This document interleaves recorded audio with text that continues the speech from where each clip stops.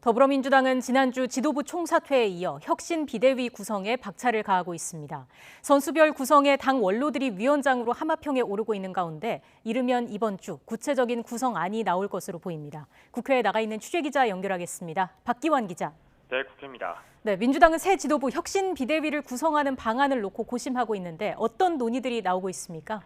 네, 더불어민주당 박홍근 당대표 직무대행 겸 원내대표는 지난주 초선, 대선 릴레이 간담회를 진행했습니다. 또 오늘 오후부터는 시도당 위원장과 만나 연석회의를 갖고 구체적인 혁신 비대위 구성 방안을 논의할 예정입니다. 특히 관심을 끄는 건 비대위원장 인선인데요. 경험 있고 유능한 당 원로가 이끌어야 한다는 의견이 많은 가운데 문희상 정세균 전 국회의장과 유인태 전 국회 사무총장 등이 하마평에 오르고 있습니다. 또 민주당 안민석 의원은 오늘 아침 라디오에서 강금실 전 장관이 비대위원장에 나설 가능성이 있다고 언급하기도 했습니다. 직접 들어보시겠습니다.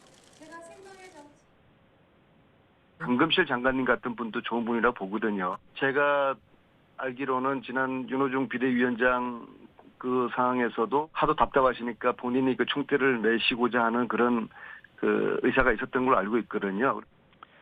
선거 패배를 둘러싼 계파 갈등도 계속되고 있습니다.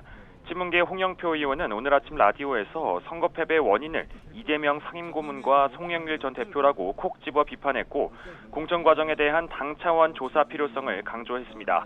반면 민주당에서 탈당한 민영배 의원은 선거 패배는 특정인 책임을 물을 것 없이 집단의 책임이라며 이 상임고문의 당권 도전은 당연한 것이라고 주장했습니다. 의견 청취를 마무리한 박 원내대표는 일단 이르면 내일 의원총회를 열고 혁신 비대위 구성 방안 등을 다시 논의할 예정입니다. 네, 이어서 국민의힘 상황도 살펴보겠습니다. 대표단이 우크라이나로 향했죠. 네, 이준석 대표를 포함한 국민의힘 대표단이 어제 우크라이나 수도 키이우를 방문했습니다. 올렉시 쿨레바 키이우 주지사는 SNS에 한국 국회 대표단이 방문했다며 감사를 표하기도 했습니다. 이 대표는 대선과 지선 대승에 이어 여당 대표로서의 입지를 굳건히 한 건데 국민의힘 내 차기 당권 주자들의 눈치 싸움도 본격화되고 있습니다.